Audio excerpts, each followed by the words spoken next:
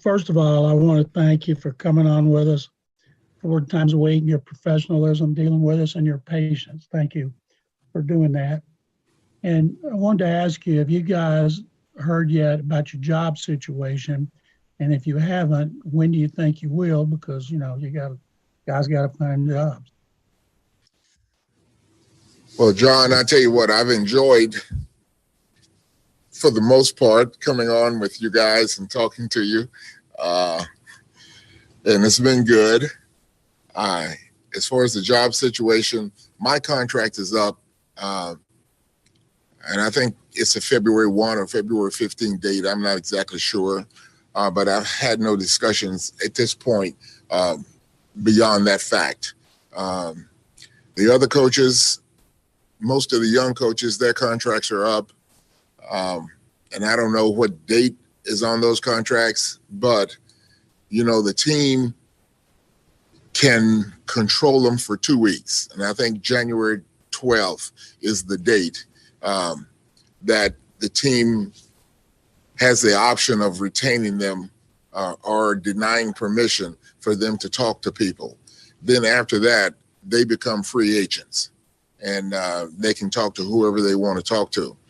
I know that time is a factor, jobs, availability, that's a factor.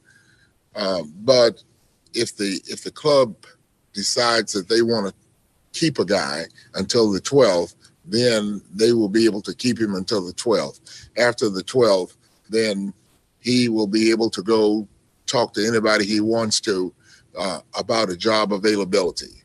So that's what those young guys are looking at. If coaches have time remaining on their contracts, then the team can control who they are allowed to talk to and when they are allowed to talk. In my experience, most teams will tell coaches, we would like for you to interview with the new staff or the new coach to see if he might want to keep you. And then if he does not want to keep you, then they will give you permission after that point to talk.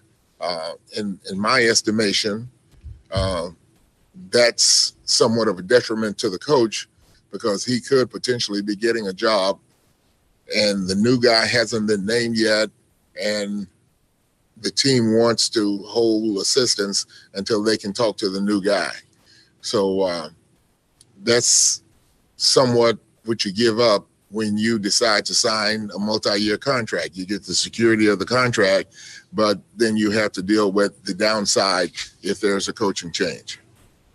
Romeo, if the new head coach is somebody you know, or not even, you don't necessarily know him, you know of him, if they wanted to find a role for you like you had with Bill, associate head coach, before that assistant head coach, would you be interested in staying here? Well, I think that what would have to happen is I would have to sit down and be able to talk with that individual to find out his philosophy, if it matches my philosophy, and, everything that goes into this business. And then if we were amenable, then I wouldn't mind staying because I've enjoyed, Houston itself. Aaron? When you look at this team, whoever takes over, do you feel like they're a team, obviously they've lost a lot of close football games, that can turn things around and become a contender? You were division champion a year ago, and then you're 4-12. Could that turn around? Do you think that's something that's realistic for this club? Sure. I mean, it can turn around. You know what? There were 4 games, division games that we lost at the very end. If we win those 4 division games, we're division champs again. Now we didn't win them, all right? And we didn't play well enough to win them. We didn't do well enough to win them. But I think that if you get a few puzzle pieces and plug them in, that this team will be contenders. Romeo, as you said to John, you would be amenable to here, but what about just to anywhere? And do you have a conviction in you at this point that you would like to keep coaching? Have you had that thought of, kind of process about yourself and kind of what you want to do for yourself, whether it's here or or anywhere that would you like to keep coaching? Well, you know what? At the end of the year, and I started this a couple of years ago by going year to year with my contract, and then at the end of the year, take time to sit down and review and think about what I wanted my future to be. And so, immediately after the game, immediately after the season, I don't think it's the time to make that decision. Maybe a week later, after you've had time to reflect and think and talk with family and decide what you want to do, then you can make that decision. Gotcha. And thanks for your time all year. Appreciate you and all your answers to all the questions and doing this all the time. So thank you. Okay, thanks. Christy? Hey, Romeo, I know it was a difficult season overall, but I just wondered what were some things that you really enjoyed about this year and being back in the head coaching role after not being in that role in a while? Well, you enjoy the players, you know, you enjoy coaching, you enjoy the staff, because in my experience, most of the staff are good guys. And on this staff, I think they're all good guys.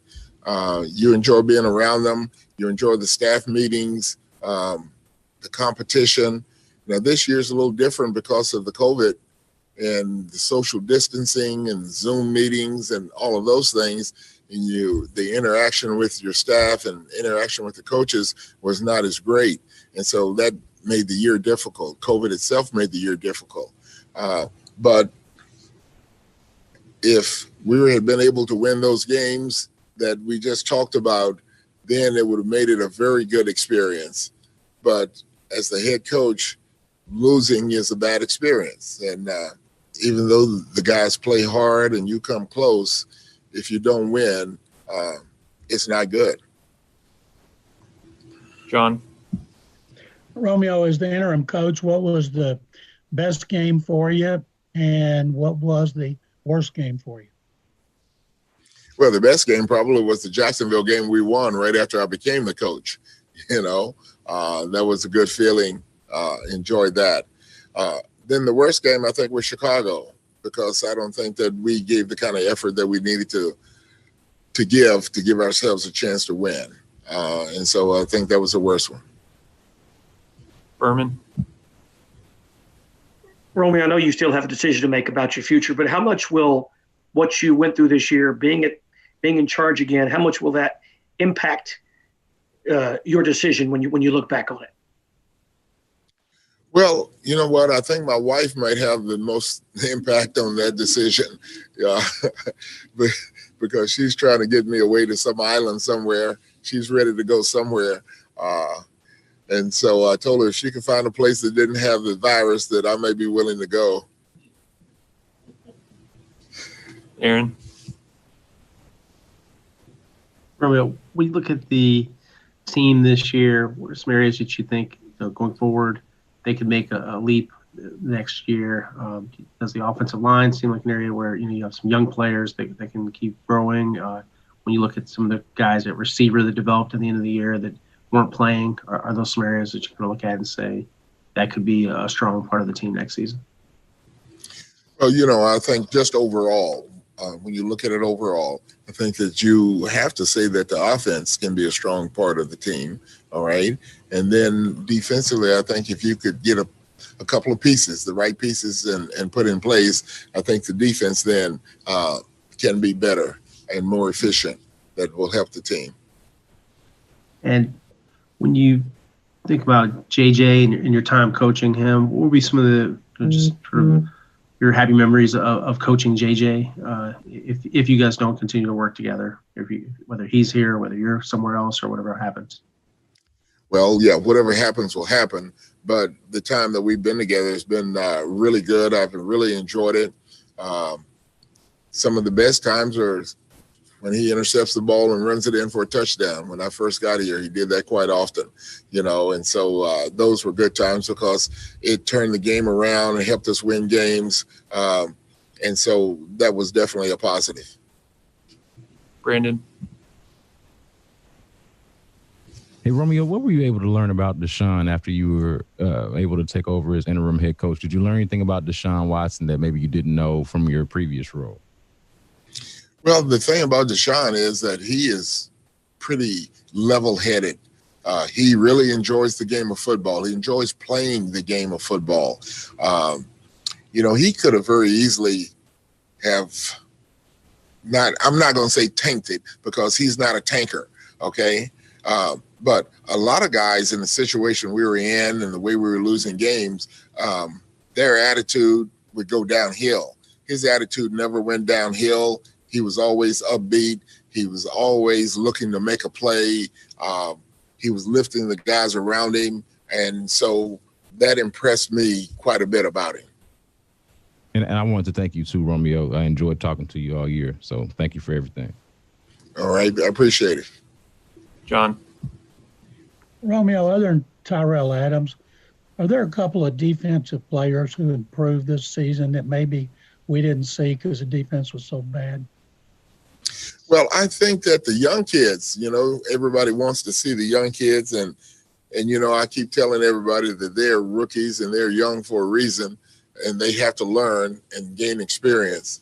I think some of the young defensive linemen gained a lot of experience this year that will help them in the future. They will be much better players next year for this team.